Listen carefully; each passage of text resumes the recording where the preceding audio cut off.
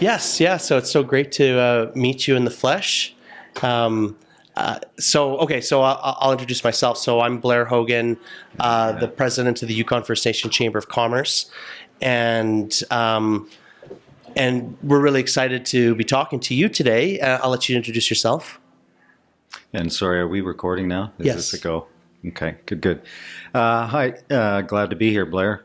Really pleased to be up in Whitehorse for the Arctic Security Conference. Rob Brant, I'm a partner and the co-head of the Indigenous Projects and Transactions Group at McCarthy Tétrault, which is one of Canada's largest firms. We've got offices across the country, not in the far north, but we do have offices in London, where I worked for many years, and New York City. Yeah. I'm a proud member of the Mohawks of Bay of Quinte, which is a Mohawk and Ngeha community in Ontario, just between Toronto and Montreal. Okay. No, thank you for that. That's it's so interesting to hear people like yourself at such an incredible capacity, doing such great work, and having that Indigenous identity. And it's so critical for people like myself, who is an Indigenous person, to see people like you in these positions and doing so well. And it's that mentorship connection is so key and critical. And so I think we're inspiring each other, to be honest. When I see other generations that are older, younger, getting involved and so passionate and really changing, making material changes to their communities. Yeah. It's inspiring to all of us, I think. So what brought you to Whitehorse? Like, we're at the Arctic Summit right now. What is of a specific interest to you and your firm right now to make the trip up here and participate at this event? Well, like a lot of people, we are curious, but also serious about the far north. And I heard that phrase used yesterday. Lots of people are curious. It's an exciting time for Indigenous people all over Canada, and in the far north in particular. The spotlight is on at the moment, whether it's defense, critical minerals, some of the infrastructure needs. There's a lot of activity. The needs are huge, and these are not just local community needs, but they've become national priorities. So I'm here to see how we might be able to help and also to learn. And that's what brought me here. And so that's pretty broad. So what industrial capacity, or what is the real partnership opportunity that you're hoping to be able to present to local partners here in the north? I guess it's both personal and professional for me. I became a lawyer 30 odd years ago with the plan to work in Indigenous communities. I joined McCarthy's in 1990, thinking I would get great training at one of Canada's top law firms, but there wasn't a lot of activity in large law firms at that time in Indigenous communities. I thought I would get great training and then go on and after a couple of years, do what I really, really wanted to do. But life doesn't always work out the way you planned it, and I got an opportunity to stay. I got an opportunity to work in our London office. I then became the managing partner in our London office. I had promised my wife we would go to London for 1 or 2 years tops. That became 27 years. We raised our family over there. But we've come back because of the new opportunities in the Indigenous space. And there are transactions that are significant enough for larger firms like McCarthy Tétrault to get involved. And so we've got leading experts and expertise in all kinds of fields: infrastructure, power, mining. And so I came back to Canada to get involved and to bring that McCarthy Tétrault platform more often to the nation side of the table. We've acted for corporate Canada for decades on the other side of the table. And my practice, I'm helping corporate Canada, but also First Nations, other Indigenous communities negotiate what are becoming more and more complex transactions. And then on the personal side, it's a chance for me to get back to what I really always wanted to do. And I've seen from afar in London over the years the changes that have happened in Canada. And it just became, I got involved from afar trying to attract foreign investment to Canada. And so a couple of years ago, we started something called the Canadian Indigenous Investment Summit in London. And we started that because I could see that the perception in Europe was that Canada is a difficult place to do business, in part because they believe all Indigenous people are against all development. And a lot of that is fed by media coverage, which, if they are talking about Canada, it would tend to be Canadian projects where there have been problems and protests and court cases.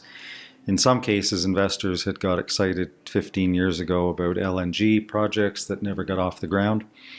And so I wanted to help change that perception. I wanted to make investors outside of Canada aware of the changes happening in Canada, some of the exciting investment opportunities, and also to educate them about the right way to go about these partnerships with Indigenous people. So what we do in London, it's become an annual event. The next one is on April 8th, and I hope you'll be there, Blair, with another contingent from Yukon. But the idea is to pitch to investors in London about projects in Canada involving Indigenous people. Mm-hmm. Yeah, so so much there, but so on the corporate side, so you're acting kind of on the advisory level. Do you have like project management? Like what is the kind of the types of service? So I got advisory. a sense. It's legal services, advisory, it's project management, given our experience, and there's also some matchmaking with investors. Okay, but primarily we are lawyers helping develop plans from the outset, and then helping execute on large transactions. And now, does your organization have a lot of people like you who come from Indigenous communities, or are you kind of a novelty? No, we got a fair number spread across our various fantastic. offices. Not at the senior partner level, but You're working on it, though. I'm working on that. Okay. That's one of my priorities too. I'm not sure how many more years I can keep doing this, but there's generations behind me that Fantastic. Are excited. So yeah, and so well, that's so great, and it's great to hear that. You mentioned and correct me, Indigenous Canadian Business. What's the name of that? The Canadian Indigenous Investment Summit. Canadian Indigenous Investment Summit. We're looking at it. I think we're planning on sending a contingent. It's so close to our event as well, though. So we're having to just decide how best to, who to send or whatever. Right, but what I saw, especially just with meeting yourself and the partner that you had on Mark McNaca, my co-chair. Yeah. Your co-chair.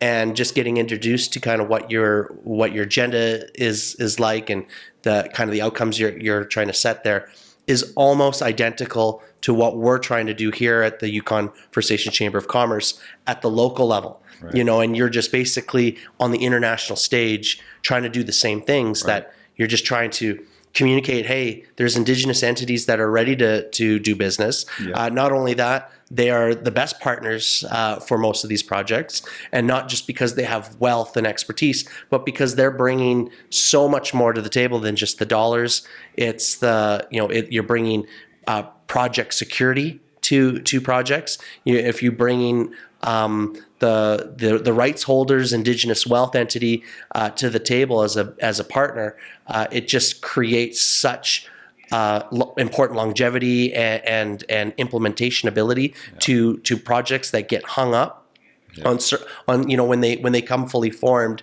come into a region, and partnership is an afterthought. I've been hearing lots of, well, what's our Indigenous participation plan or IBA, and it's like, hey, while those things are important, it's not the whole piece, and it's about meaningful partnership and engagement.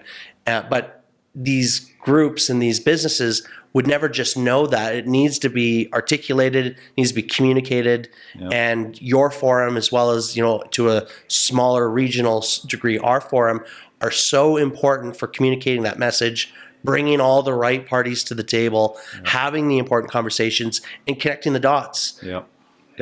No, absolutely. And when you talk about London, a place like London, and trying to get the attention of the investment community, there you can imagine it's not easy. They are being pitched every day by a different part of the world. And Canada is still a niche investment opportunity as they perceive it. And so when we started 3 years ago, I called up some friends in Canada. I said, you need to come to London, talk about what's happening, because people here don't appreciate how things are changing. And so the first year we looked at general education, talked about economic reconciliation.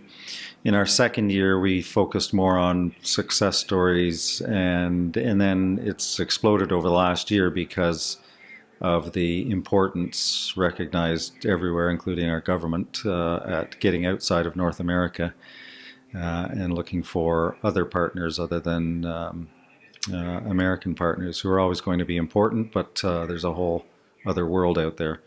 And I think people are starting to see that.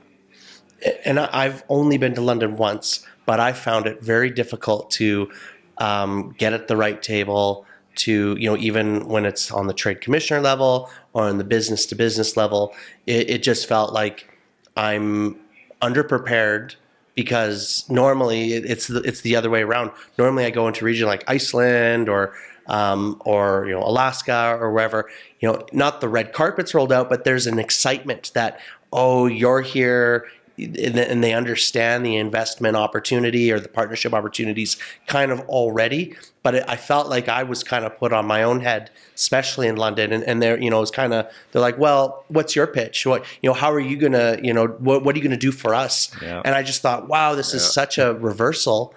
And I was really taken aback by that. Yeah. So how do you deal with that? Well, it can be a pretty brutal place. Like I said, they are being pitched every day from a different part of the world. But we are making inroads, and we're seeing evidence of a change in the perception to Canada. So we are seeing some big corporations say to us, we are looking differently at Canada over the last things that have happened over the last year or two. And so come talk to us about what is different, and we're seeing some investors say the same thing, that yes, and we're focused on impact investment community for the most part. So these are social impact investors, these are family offices, wealth funds, and there's a big ESG investment community still in Europe, and it's not a dirty word. Mm-hmm. And so they are interested, and they are saying to us, yeah, we're looking at Canada a little bit differently now. So we've piqued their interest. Geopolitics have piqued their interest, and there are some amazing opportunities. So we're excited. So you are seeing the results?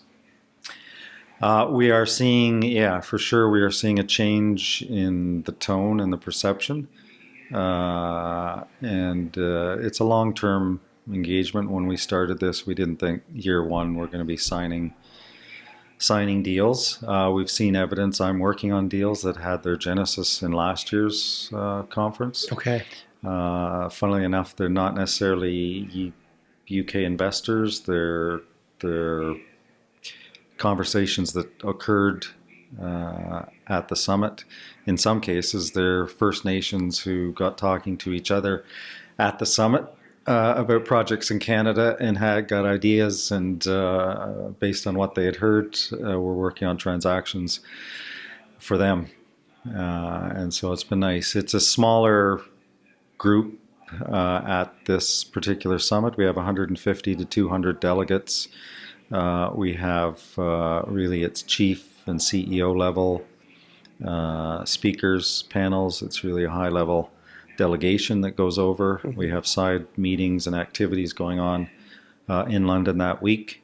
And so there's a lot of quality time with some of Canada's top Indigenous business and other leaders. So this kind of, I'm reflecting on what we're doing here, and not only do we create these collaborative spaces with interesting subject matter to kind of start educating and breaking down the barriers and creating connecting points, but a table that we've launched in the last number of months is an Indigenous investor table, where it, and no chiefs at that table. It's from CEO level, chair level. It's so important not to just bring the chief executive officer, but also to bring the chair of the trust, because we want the money at the table. So we've really focused our efforts there, and every month now we meet, and we partner always with a potential investment opportunity.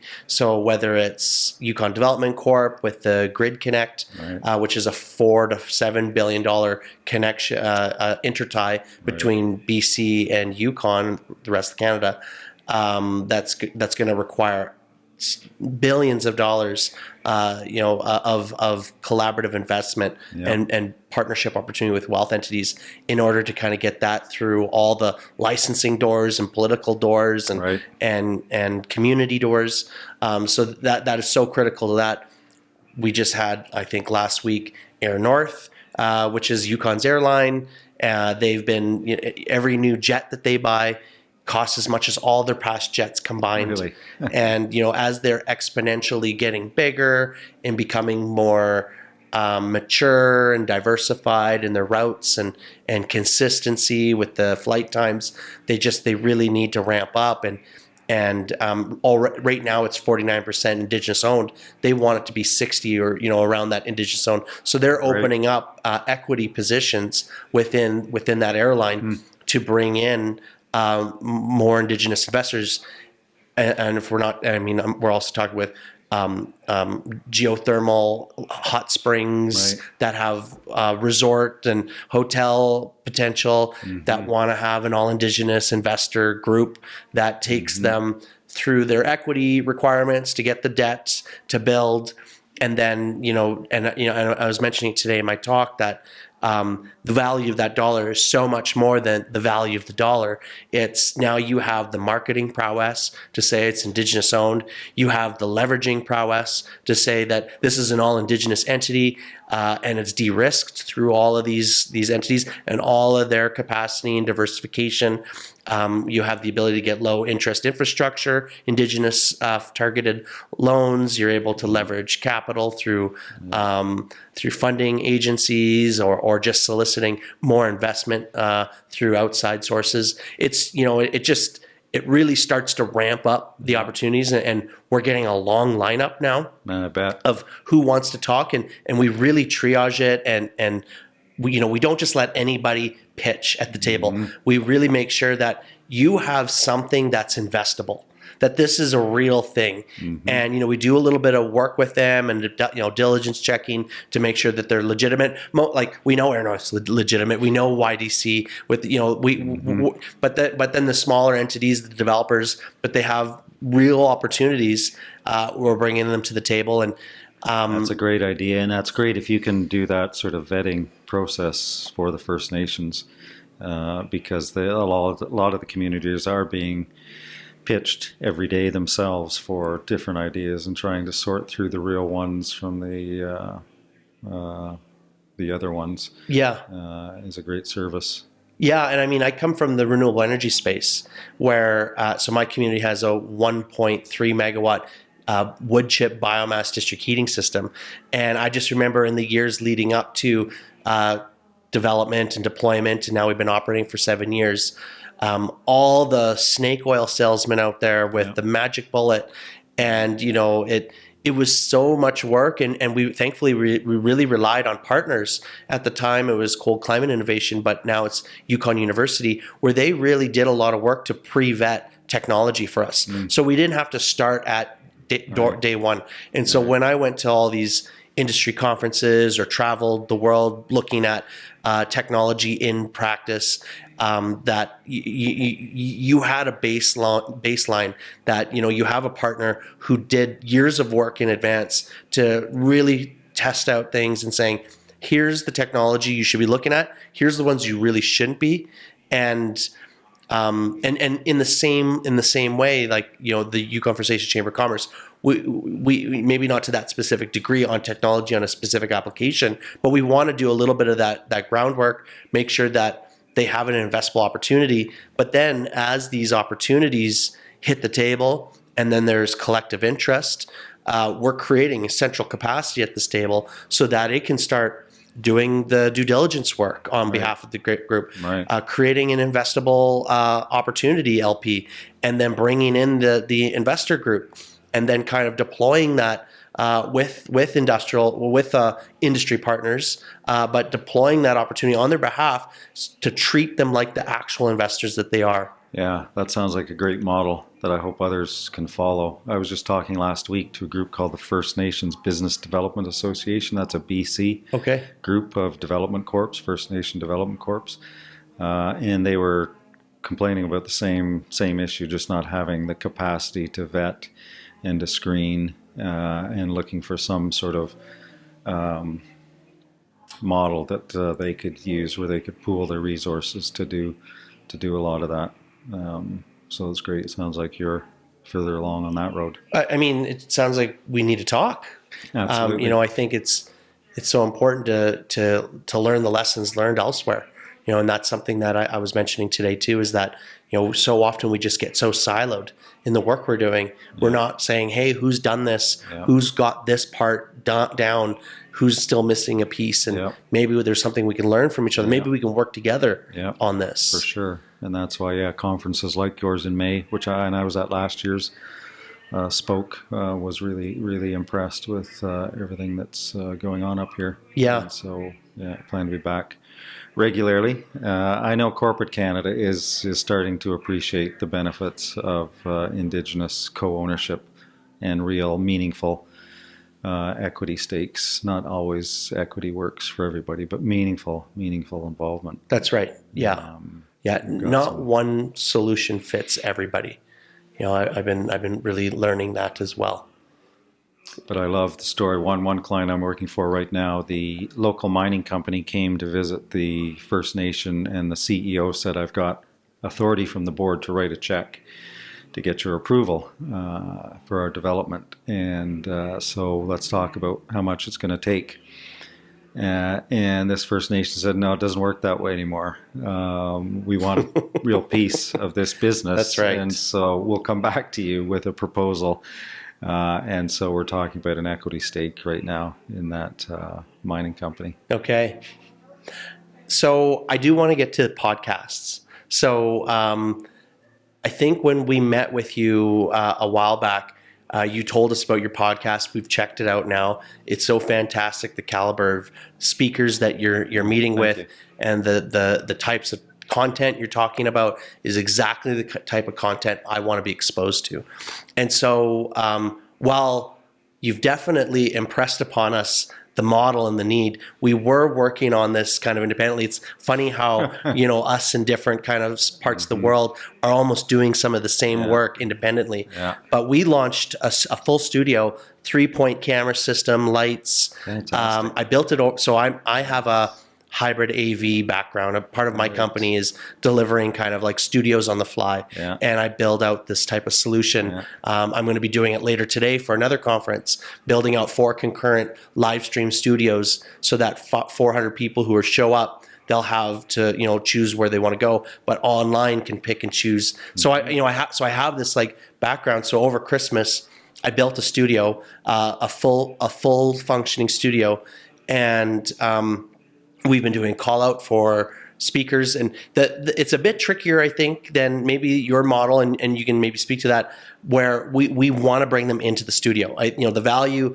the differentiator for us is, we're leveraging our key core capacity, which is high quality video and audio in studio. So there is a lot longer lead time in getting presenters and guests in the studio, but we've had a couple now, and this is going to be part of our audio stream. Right. And so the podcast is called Arctic Indigenous Investment Series, and it really bridges the gap between that investor table I was talking about and Arctic Indigenous Investment Conference, which is coming in May. And so we're, as things kind of come up, and maybe it can be platformed at the conference, maybe it's talked about at that board level, but we want to be able to dive deep into very specific content that is so interesting to CEOs and economic development leaders and even leadership to a degree.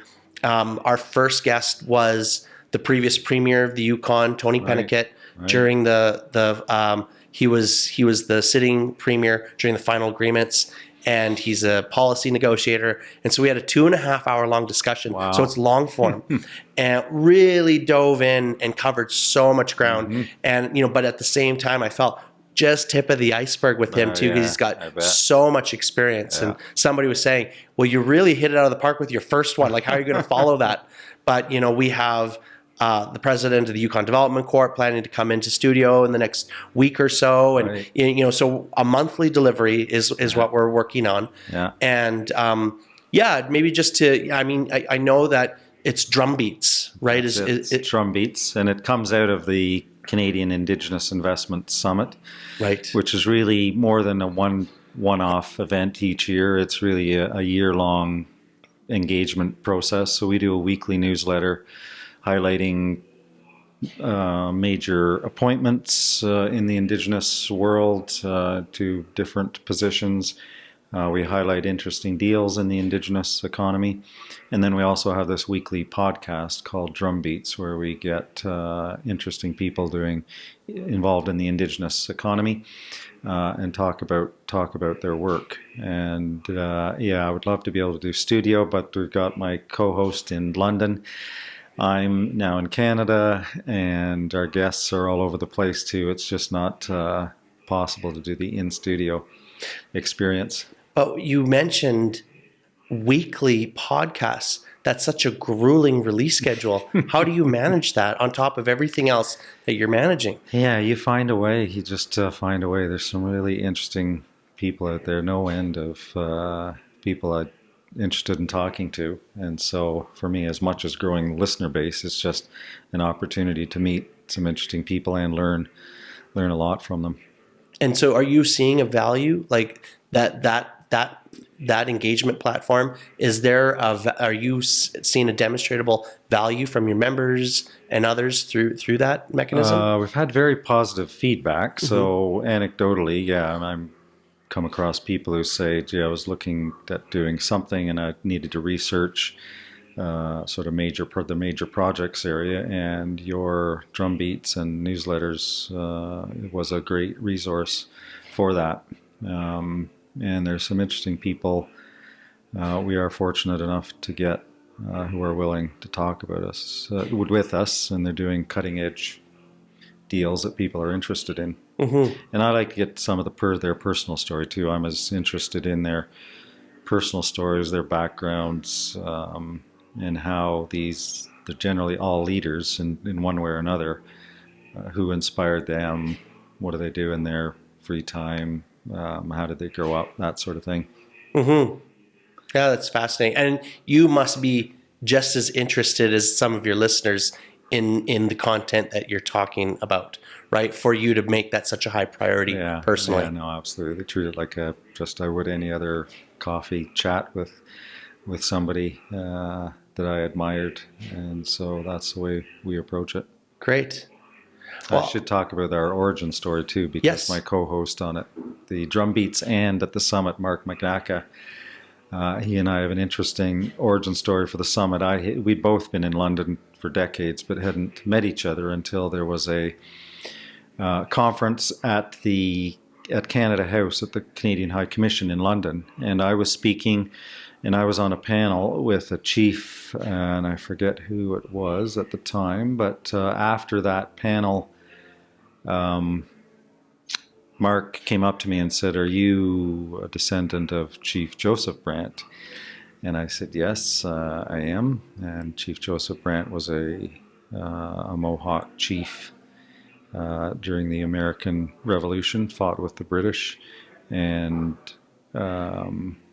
So he said, well, I'm a descendant of a non-Indigenous family who fought with Chief Joseph Brant. They were known as the Brant Loyalists, fighting during the American Revolution and also in the War of 1812.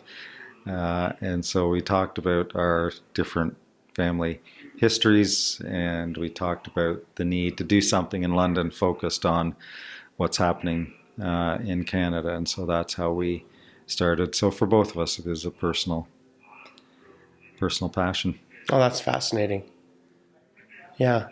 Well, I want to thank you so much for your time today. And I know we probably only skimmed the surface. Yeah. But what a great introductory conversation to this level of detail. You know, we did get to meet earlier, and having this follow-up conversation recorded for our podcast is exciting. And I'm going to work you on drum beats, yes, Blair, and we'll talk about a lot more. And vice versa. If we can get you guys to come down, or yourself or anybody to come down into our studio as well, and it would be nice. I'm just learning all about it, but that collaborative, you can kind of collaborate with both platforms, right? As a shared podcast episode. Let's do that. Yeah. Okay. Fascinating. Nyawan. Gonna cheesh.